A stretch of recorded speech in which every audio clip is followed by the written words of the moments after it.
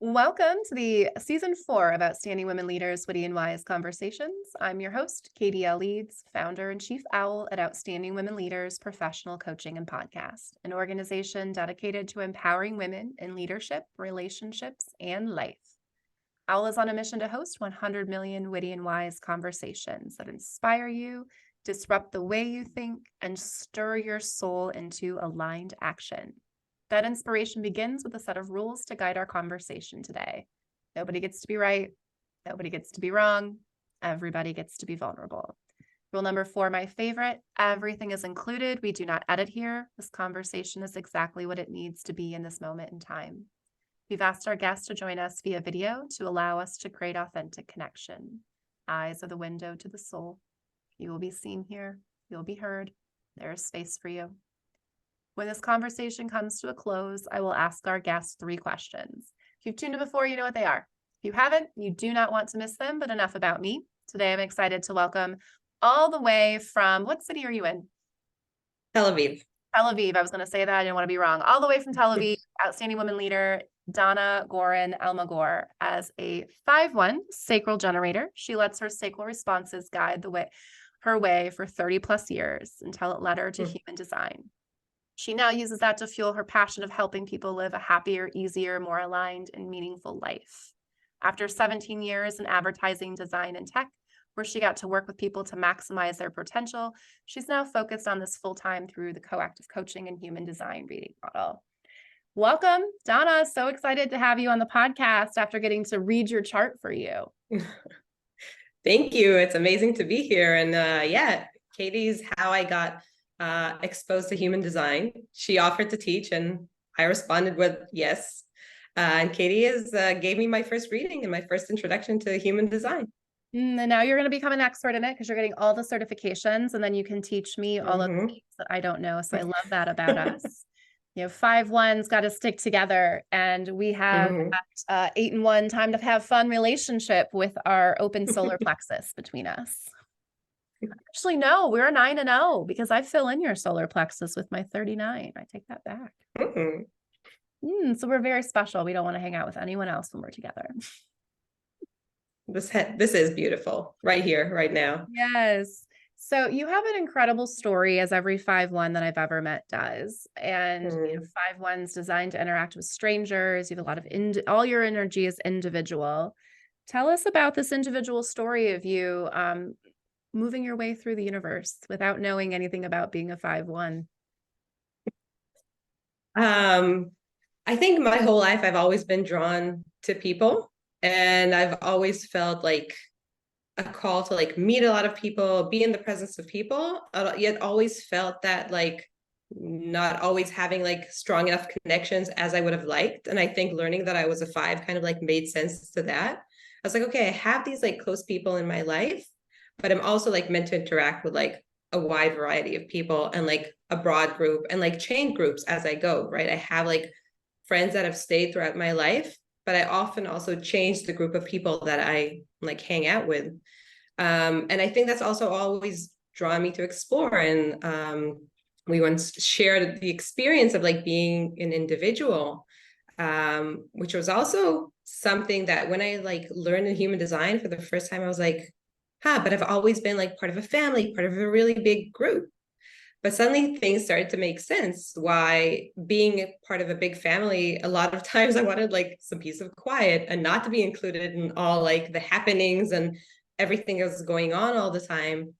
And I've also like moved to different places. I lived in New York. I moved there when I was 25 to get my master's. Then after a few years, moved back to Israel, lived in one town, then moved to Tel Aviv. Like every few years, switching my setting, like exploring this idea of interacting with strangers, of creating my new group of people every time. But also from the perspective of an individual, like understanding how do I express myself authentically, fully, and from that kind of inspire the people around me.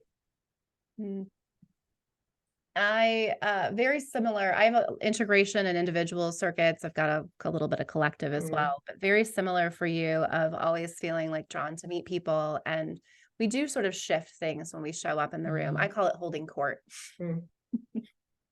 I have an open throat, so that's part of it, is I'm going to adjust how I show up, of course. Um, when you learn you were a 5-1, what was something that shifted for you just learning that? So curious. I think two things really shifted for me. One was related to the 5 and one was related to the 1. So when I understood I was a 5, I really let go of having to like convince or influence or mutate the people that are close to me. I've seen 5s around me really try to like convince their family or their close friends and failing miserably. And it kind of like let me go. I'm like, with the people that are close to me, I'm not like meant to make a big difference, or at least I'm not meant to like convince them or impose on them.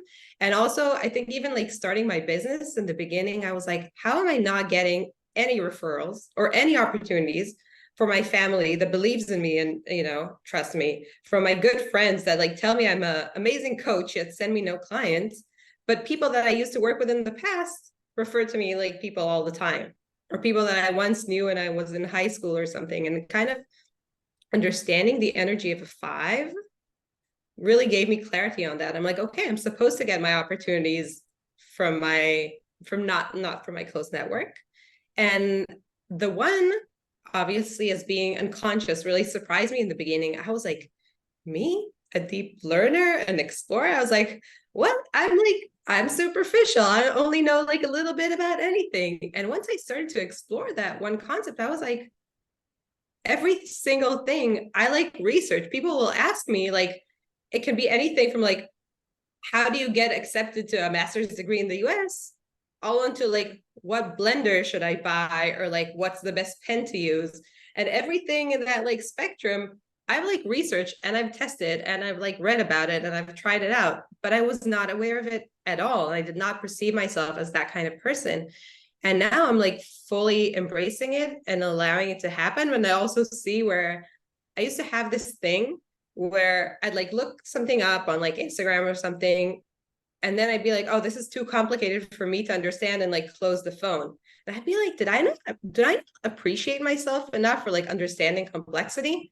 And after like learning about human design, I realized it was like my body's mechanism of stopping me from going down a rabbit hole.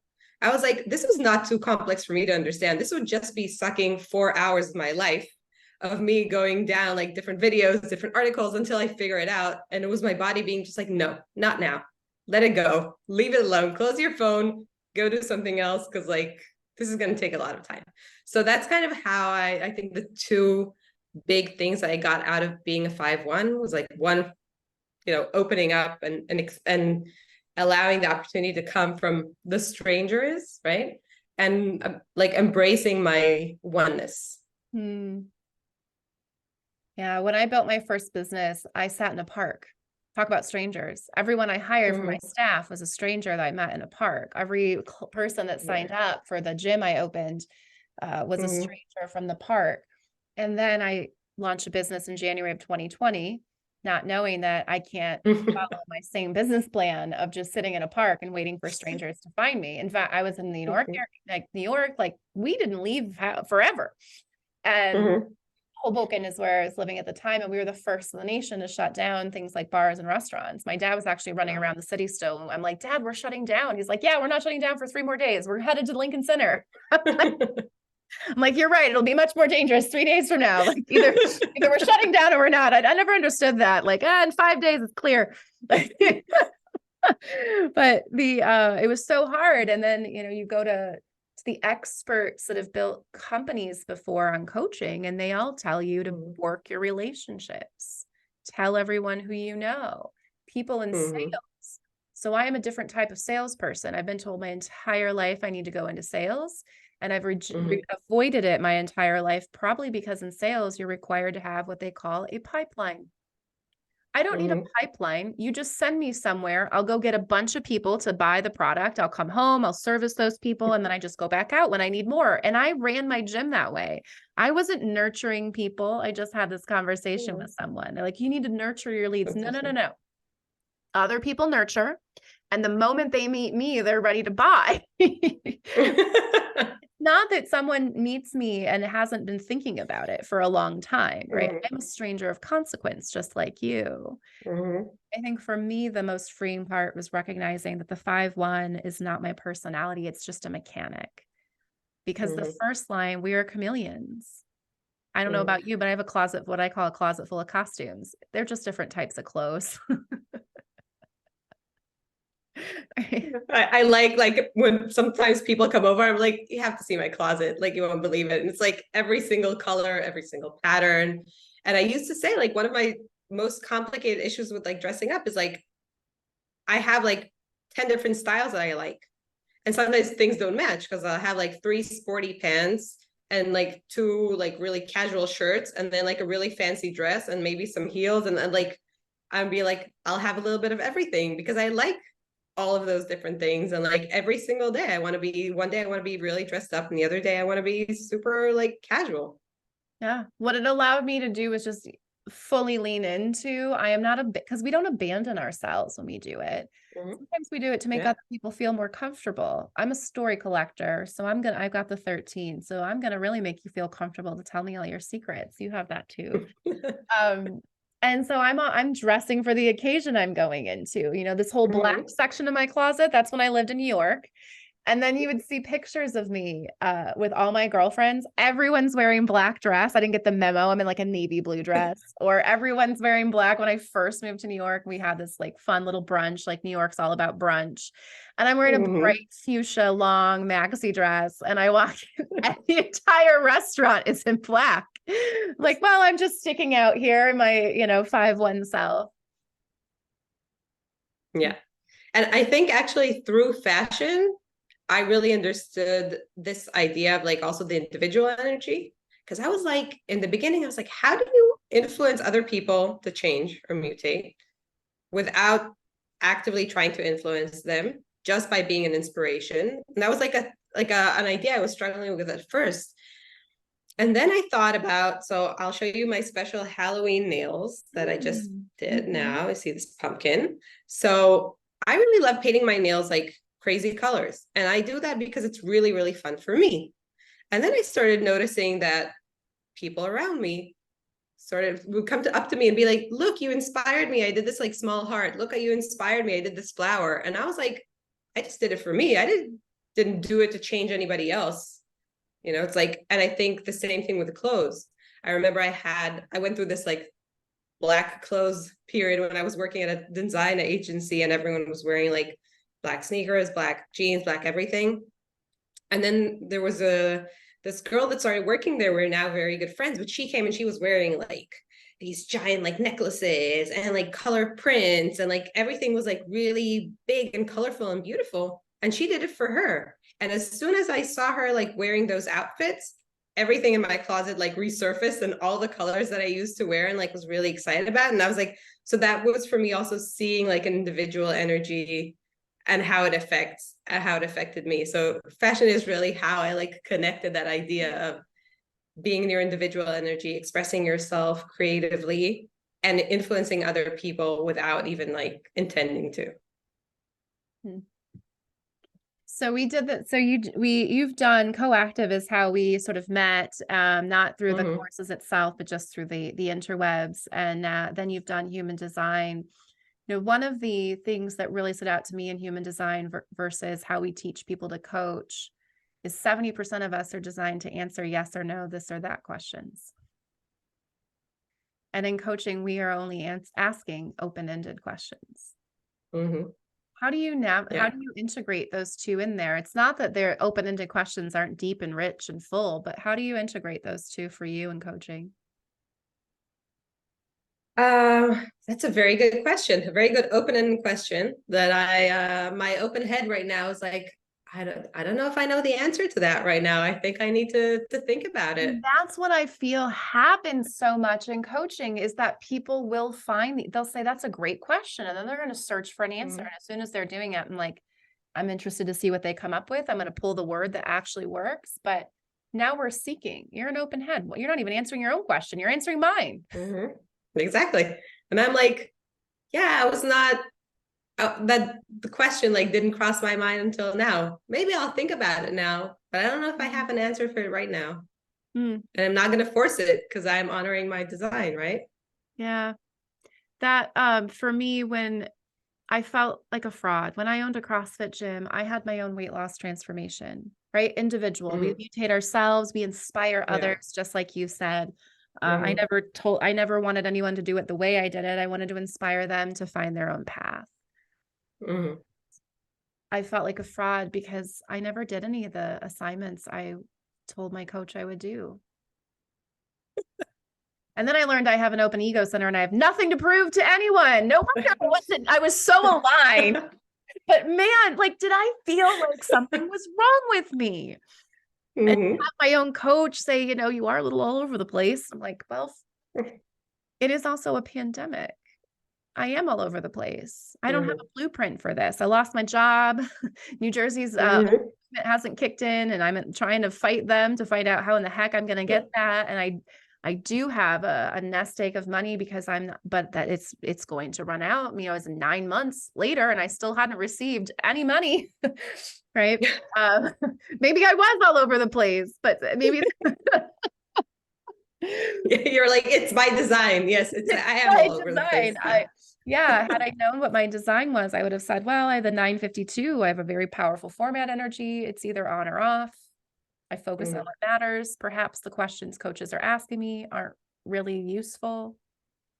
Yeah. I think two things. One is that that's part of the reason I was so drawn to human design for coaching, for parenting, because this idea of like, I remember reading Ra, the founder of human design, saying, I don't remember the exact quote, but it was something sort of parents want to parent their children right, but they don't necessarily know how to parent them right for them.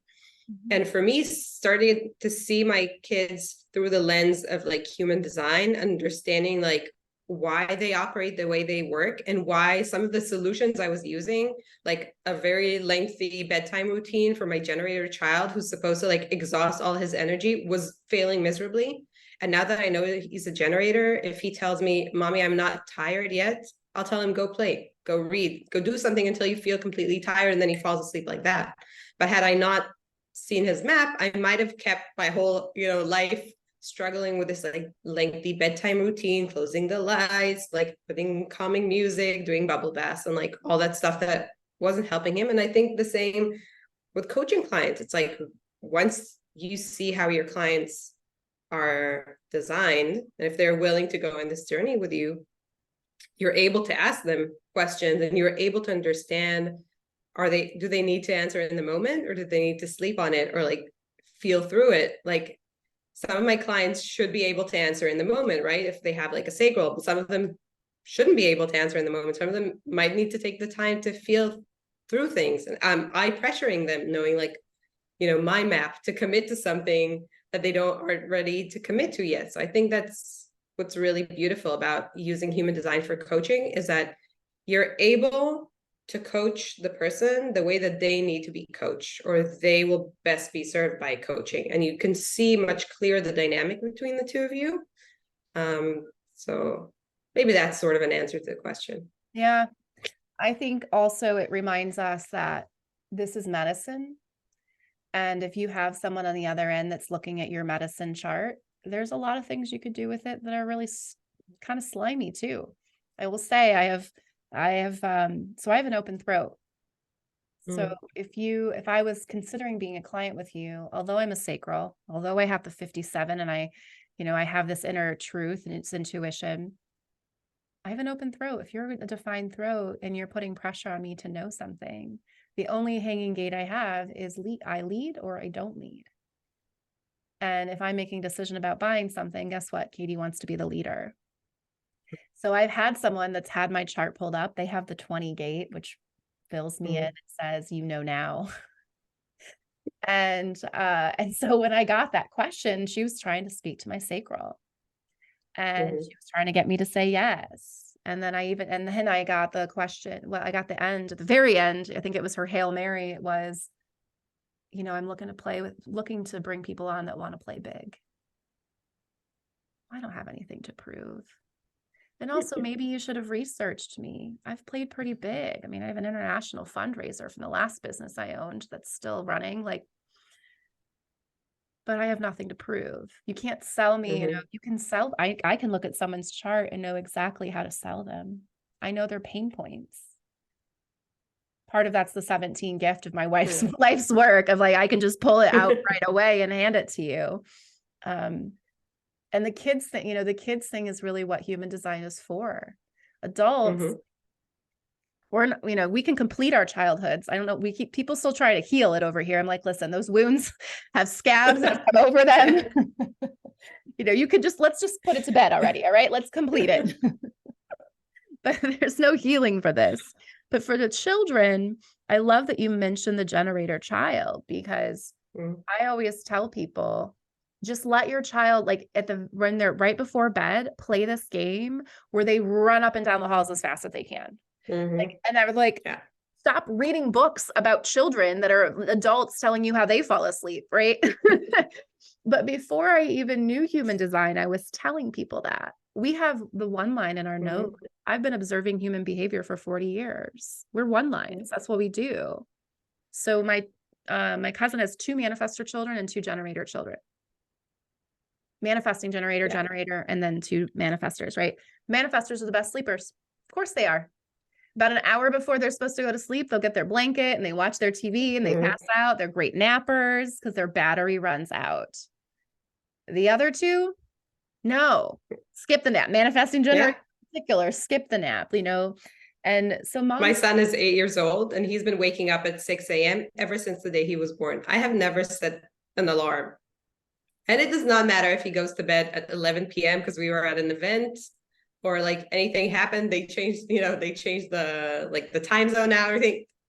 6 a.m. That's it. He's done. He's ready. He's up. Yeah. The day is like ready. He's like awake. They're so aligned with their energy. You know, I always know someone's an emotional when I ask them, do you wake up different every day? Because I've woken up the same way every day for 40 years. And they'll look at me and say, what do you mean? Like the exact same? Like, yep. Only exception is the night before school. I was always excited and had a hard time going to sleep. Like that was it. I would hate getting out of bed though. I was not that generator child that was ready to go. And I do think that's because I have a wide open solar plexus and I lived with 2 emotionally defined parents. I think for me, getting out of bed is walking into the projection field. It's walking in, and I'm not ready for that almost as a kid. So I'm a little bit different in that generator child. And I was the kid that was reading books at night until I finally fell asleep. So it's funny because we have the opposite dynamic, right? Because like he's defined and I'm like an open solar plexus. So sometimes in the morning I'm like, wait, I'm not ready yet. Wait, let me drink my coffee. Let me wake up. So you know what that feels like. Yeah. So the generator child can, with the open solar plexus, if they're around that, we may be a little bit hesitant to get out of bed. I never wanted to miss school. I just didn't really want to get ready for school or get out of bed. Yeah, I can resonate with that feeling. How has this shifted, you know, the open parent and the defined child? How has that knowledge shifted your relationship or how you show up for him? I think I've definitely like realized that sometimes I need to like break away for a few moments when we're both in this like emotional turmoil. He has like a defined root. He's like a defined solar plexus. So he'll get very emotional. And sometimes it's too much for me to handle. So I might step away, go to a different room, or I will tell myself, this is I'm here to like hold the space, but I don't need to like absorb the emotions into myself. Yeah. And I think I'm also like understanding both his like abilities and challenges and his challenges. He's also like a 2-4, so that tension between, you know, you're a kid, you go to school here, it's from like 7:30 to 4:30, right? So for most of the day he's with other people, and his 4 is really like he wants to be with other people all the time. And then you have this 2 energy that needs to be alone, and how do you find the balance? So suddenly I'm like understanding why he loses the balance, why he needs how as his mom I can help him see things that he maybe doesn't understand yet, right? that the 4 is pulling him to be more and more with people, or what he needs right now is a few moments to himself, and how much that like helps him calm and collect. And he's like a super talented like artist, like he draws Yeah, comic books and like the all this genius comes stuff. out when he's Yeah. alone. Mhm. Yeah. Hmm. Yeah. I like what you said there about pulling yourself out of his energy and also Mhm. recognizing that you're here to hold the space, not to fix the emotion. That's the Yeah. number one thing that happens for parents is that Mhm. my mom grew up the entire life being told I was so emotional, only to find out, no, I just have the 39 and she's got the 39-55. So I was just provoking the shit out of her when I was standing there. And I was just, I'm an amplifier. I'm amplifying the emotions in the room. I have no gates except for that 39. Of course, I have to live with a parent that has the full channel. Makes perfect sense. So she's not fully Mhm. wrong. I was emotional only when I was near her. Mhm.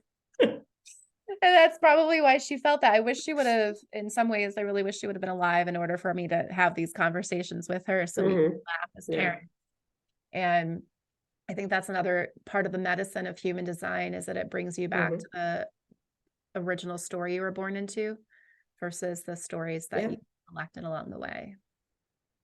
And I think you said something earlier about how we can't like heal our childhood wounds, but I think human design can sometimes give us a different lens to look at things. If it was like, oh, maybe, I didn't feel like part of my family, or like when my mom and I were talking about the concept of family, we never understood each other. She's like very tribal and I'm only individual. So sometimes she'd be, like, family is the most important thing. And I'd be like, why do we need family? Like being like a adolescent, I was like, why do I need all this family and stuff?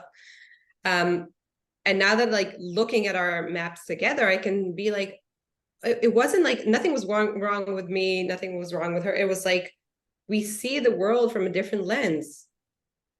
And now we can actually like come closer on this subject and just like agree to disagree, because you understand that you just have different perspectives. Or like maybe growing up and feeling like you always had a lot of friends, but there were times where you didn't have like a best friend, or like someone, like people that you were really, really close with, and kind of being like, well, then nothing was wrong in that time.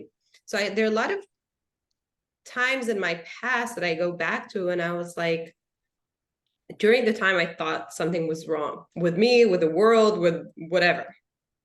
And now I'm like, no, this is how it was meant to be. And suddenly I'm like fine with that. So it's not really like the healing of the wounds, Yeah, like you it's the said. I'm definitely completing. agree with what you were saying, but it's kind of like, okay, but I understand now kind of like why this happened. And I understand that that was how it was supposed to unfold. Yeah. I and when I started when I started coaching, I was offended by the fact that my friends and family, despite saying that they really believe in me and consulting me all the time, were sending me no clients. And then I stopped being offended by that, because I'm like, that's not in my, that's not in my design. They should be like believing in me and supporting me, but they're not supposed to send me clients. Stranger consequences, right? The 5 line. Yeah. We don't need a pipeline. We just need people to interact with. And when we walk away, we'll walk away Mhm. with clients. Yeah. Very true. Yeah, the rewrite your story is the tagline for Owl Professional Coaching. I wrote that and created my business before I found Mm. human design in 2021. And Gene Keys, the accompaniment to human design, is really where I see people that get to rewrite their childhood. Let's complete it once and for Mm. all. Um, and I've had a client who she has a really horrific story of molestation and abuse. And she Mm. has a 1333. It's the only channel she has. And you start to see this like beautiful symphony, like she saw it as we Mm. talked, of because you're designed like this and because this space was open, but you have the G center that's defined. So at least you didn't take like to be able to see that. Now it's like not only are Mhm. you able to see where you make sense of the past, because she had a woman tell her in the spiritual community that we choose this life. It's like, well, who would choose to be molested? Like who would choose that? Mhm. And as a 1-3, well, we also know that those people are intended to be on a stage talking to others. They're there to be a storyteller and to really share Mhm. an individual experience. And that's ultimately what she wanted to do when we were there. She was finishing up her trauma workbook, like working through her things, that was her 30th year. So it was big. Yeah. It's really cool to see people feel empowered by their story. And the question I asked Yeah. her is, what story do you want to write a year from now? And she said, strong woman. And I asked her, if that hadn't happened to you in your story, would that be how you'd want to talk about yourself? And she just goes, no. And it was almost like this release of like, yeah. So what would your story be that you would write? What would you want to look back and see a year from now? I think that's what's really empowering to me about sharing this for people. The medicine for people Yeah. is, so 0 to 9 months, here's your wound. And here's your wound at 0 to 7. Here's, I had a shadow of psychosis in there. Okay, well, that makes sense. So mom and dad's gay and mom and dad never told me. And that sounds real psych crazy. It starts to allow you to see like this beautiful symphony of why I would have chosen this life. I see what I did want to learn in this life. And that's really empowering. And, to start talking about traumas is very disempowering for people.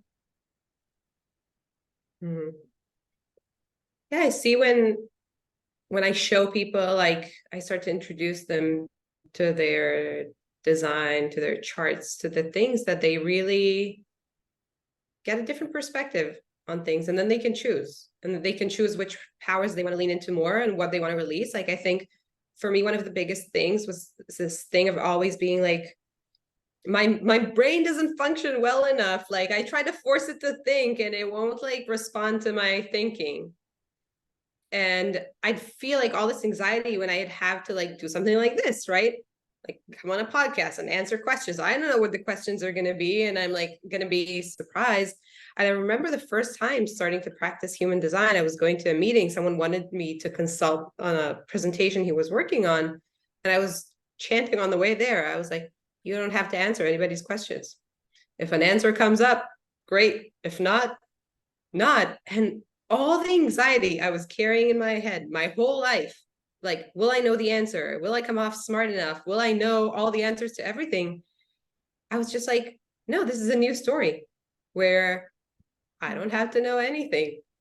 If I know something, great. Also, I have, it's like the 43-23, right? Like, I don't necessarily know what's going to come out of my mouth until I hear it come out. I was interviewing for another podcast a while ago, and the interviewer asked me, do you want the questions up front? And I was like, no. Because if you send me the questions up front, I'm going to get stuck in my head trying to come up with really good answers. And I'm going to come up with answers from like my head and not from my ajna. And like, it's going to be it's not going to be the right process. I was like, just ask me on the spot. And then when I listened to it after, I was like, it was spot on, because things came out. And when I heard myself speaking after, I was like, I didn't realize I knew that concept so well. So I think that was like me kind of like rewriting my story. And instead of being, oh, you don't have good enough ideas, oh, you don't know how to like structure content well enough, saying, I have great ideas. My mind and my body and my throat and everything just operate differently. And if I maximize how I'm creating outputs, then wow, what comes out? I was like listening to the podcast, and for the first time in my life, I was like, oh wow, I sound so good. Oh wow, this is a really good explanation. And this is after a lifetime of being like, why did I say that? Why did I write that? Suddenly for the first time being like, I'm really good at doing this. So that's why I say complete, because when something is complete, right? Like it's done. We're not going back there anymore. Healing a child trauma or healing a story. Well, healing is a process that you're in. You know, right? And then you're healed. Do you say you're healed? No, you don't. You're like, oh, that's over. Like, I think that's what I love about this, the power of this medicine is that you it's so leader within and coactive, self-acceptance, self-authority. How else are you going to get to self-acceptance and self-authority if you don't know yourself? And we hold on to things that aren't ourself. And this is just, birth time, location, and date. So it's some, pretty unbiased information there. And that 2343 channel of you speaking is a recognition channel, right? It's not a self-generated. It has to be recognized. It's the genius, the freak to genius. And all you're doing in that open head is pulling out of the air what's there, right? That's why you don't prepare. And I have a wide open throat. So the worst thing, or not wide open, I have a hanging gate, but the worst thing anyone can do for me is ask me to write a speech ahead of time. And when I tell someone with a defined throat that's not a nausea defined, they're always like, what are you going to say? I'm like, I don't know. I can't wait to find out. But whatever it is, I was a teacher for 7 years. I was just improv in my everything. When someone told me to take an improv class and they were describing it, I'm like, that's just my life. When I'm teaching, I have a degree in history. When I was teaching history, like I would have the notes. I would always say the notes are for me, the jokes are for you. The notes first year, like I can't, I'm not great at the perfect details, but after I've taught it 4 times that day, I'm pretty good. But nothing ever looked the same. No class got the exact same energy because we're pulling from the energy that's in the room. I've defined head, so I'm pretty specific about how I process information. So now that you know about human design, what's your superpower? What's my superpower? It's a great question. I feel like I answered that in the questionnaire, but I don't remember what I said. See, that's my mind being like, wow, your superpower you shared in the questionnaire was your openness. Yes, that is, I agree with that. I wrote it a while ago. I don't know if it comes from my individuality or my personality or whatever it is. I'm a very I might be like more fixed in the way I live my life, but I'm very accepting of other people's choices for their life. It's like, you want a career? Great. You want to stay home with your kids? Great. You want to, like, I remember as I was a kid, people tell me like, oh, I never want to have children. I was like, I can get that. I never want to get married. I can get that. I want to get married and have tons of kids. I can get that. I was like, or I think that also allows me to like coach people and look at people's maps without judgment. I think like my line is usually like hurting someone else. But like, as long as you're not hurting someone else, whatever you choose to do with your life, like have an amazing career. Don't have an amazing career, like whatever you choose, since it does not like affect me, I'm all up for it. So I feel like when I work with a client, I'm not trying to impose my agenda, and I'm accepting of their choice. And also like when I introduce people to their like body graph, to their design, it's very like, explore what works for you. This is how maybe I see it, but maybe you see it something differently. And I think also what I really like about human design is also how I've noticed like different teachers and different books teach differently. I've like learned about specific channels from like this one course and from these other books, and everyone has like a sort of their own way of interpreting it. And I'm like, okay, it's I like this the Bible. explanation and I like that. Exactly. That's exactly what I said. It's like there's like the textbook, and then there's like all the people that give it their interpretation. And I kind of like choose what I like, but I try to store in my mind the like more formal explanations, the more storytelling explanations, and then kind of to work with whoever sits in front of me to explain it to them in a way that will resonate with them, instead of just being like, this is what's in the book, this is how it has to be. And I think in human design, sometimes you'll introduce a person to something and they'll be like, oh yeah, oh this is, I'm really aligned. Then you'll say something and be like, that's completely not me. I'll be okay, like maybe not, maybe it is and you're not aware, but maybe not. And I accept that, like it's, explore it. So I'm not trying to like force people to be like, no, if it's in your chart, it has to be right. I'm like, okay, let's, experiment with this, look at it, how it like meets you in your life. So I can see where you're very much the educator. And so I always want to go to source first, and then I want to evaluate out how the other source is talking about it and into this source. What I like about the different, so words are magic, right? Words are spells. And if you don't believe me, use a slur to somebody and watch what happens to them. You've just casted a spell. So words or spells. And if I'm pulling, one of the words for, I think it's the 24 is a silent mystic. That is not going to land for my very logical clients. But when I say you create truth through you create transformation through silence, that sometimes will resonate. Like just the way that you use the word resonate for people. So I do, and that's why I go to all the sources and look for them. But because I'm a historian by nature, I'm always pulling it back to source and like how Ra saw this. And what I find interesting about all the heretic, the fractals, as we call it, like, every part of the fractal has its place, right? They're pulling in different people.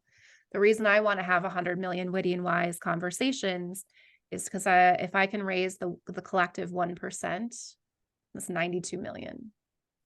4% of people are supposed to find human design. How many more are going to find it now because Dana has found it?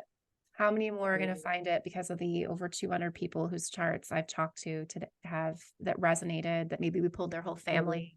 Those are our opportunities. So whether I'm physically having the conversation or that conversation is being carried on because of me, that spark, that's my purpose, is to be the spark. For you, Dana, what is your purpose? I feel like my purpose is, I think this goes back to my openness, is to really help people feel, I used to say this like in coaching schools, like feel happier, feel like life should be like happier, easier, and like more aligned. And I think that's my biggest purpose when I'm working with a client, is to like, the more people I can help feel better about themselves by not ignoring the issues, but like accepting that a lot of the things that they used to think were wrong are actually their superpowers, or like things that they can leverage, and that life isn't supposed to be difficult. And like, yes, there are struggles. Yes, you have to work hard sometimes, but like coming from the perspective of like choosing what's right for you, not what you should do and what you have to do, but what you want to do and what is right.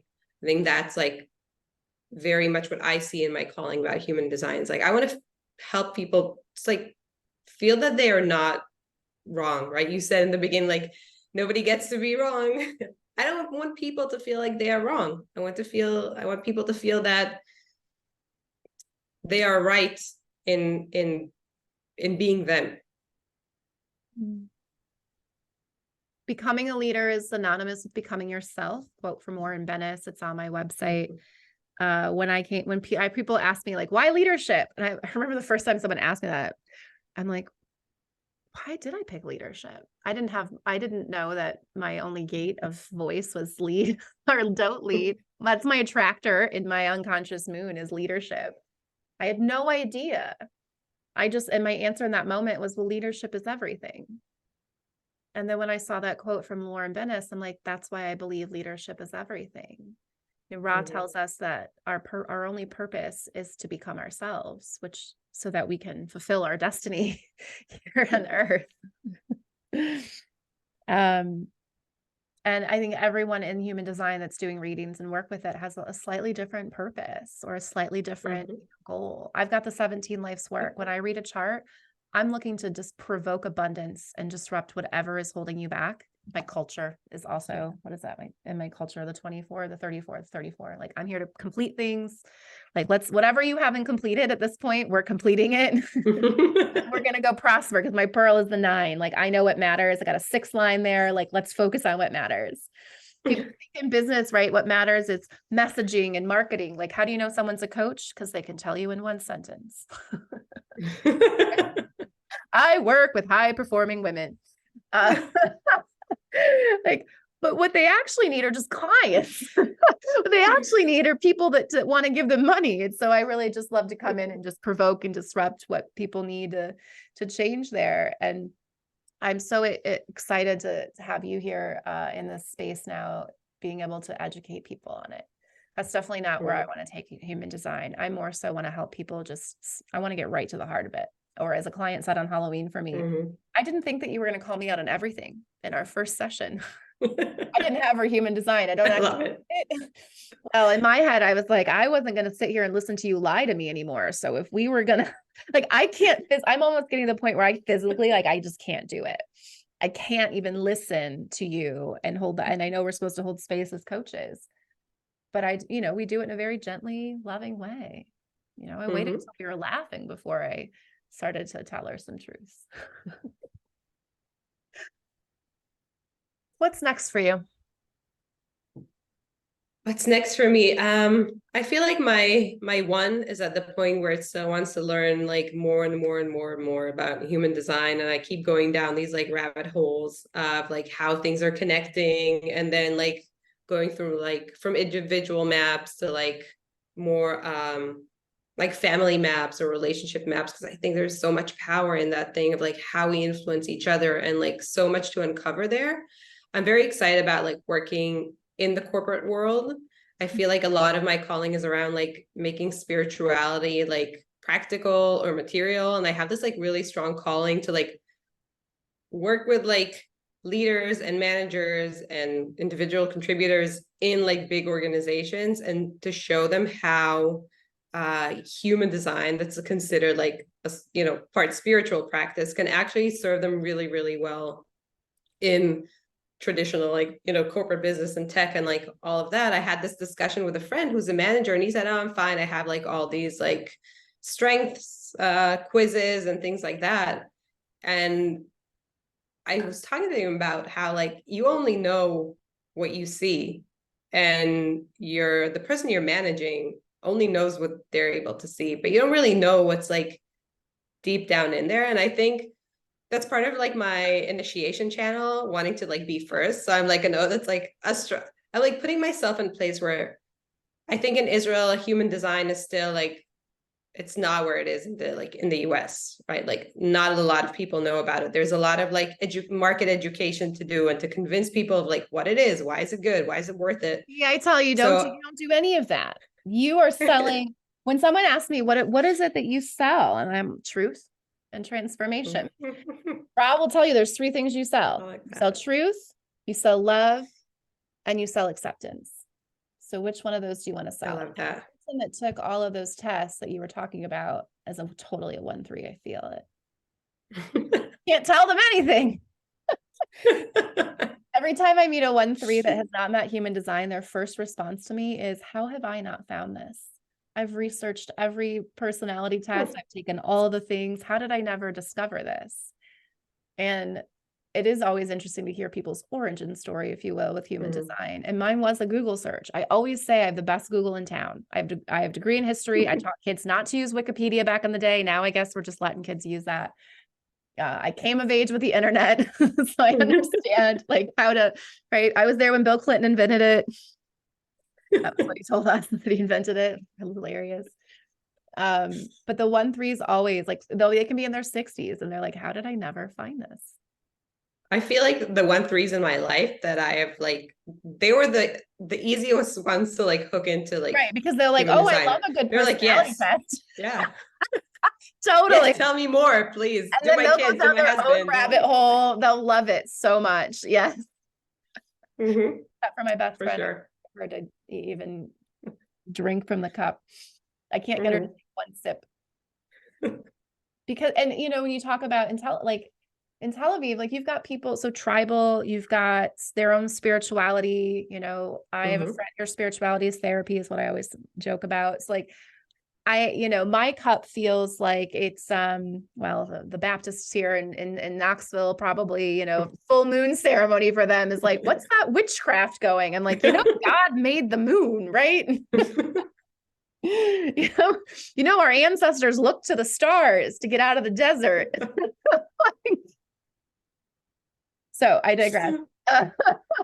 But it is one of those, instead of educating people on it, I never do that.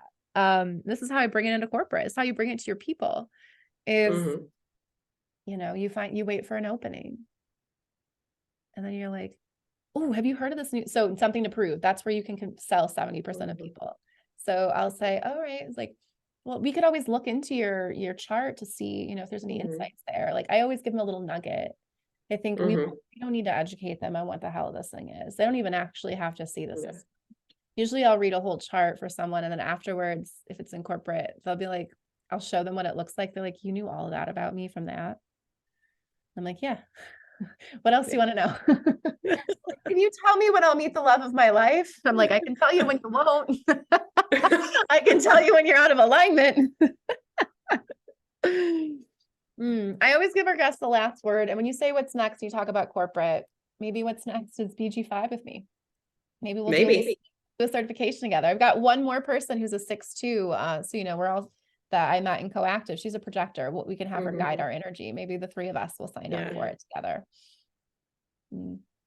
I like to leave our guests with the last word. So last word for us today. My last word. So by the way, I'm hearing myself.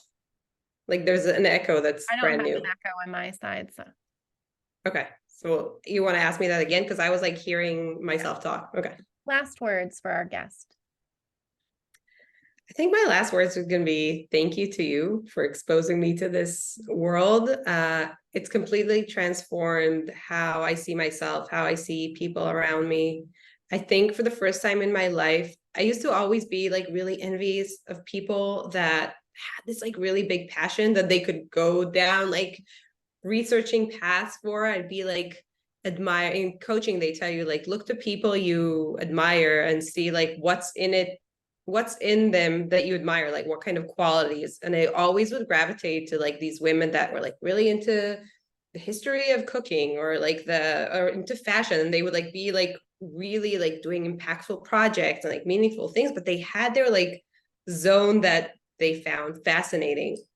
And I feel like for the last year or so, since I like started really learning and working with human design, that's been that like passion I've been looking for my whole life, to feel like really, really connected to something. So I want to thank you for that. And also for having me on your podcast. I always love to be in your energy whenever I have the opportunity. It's great.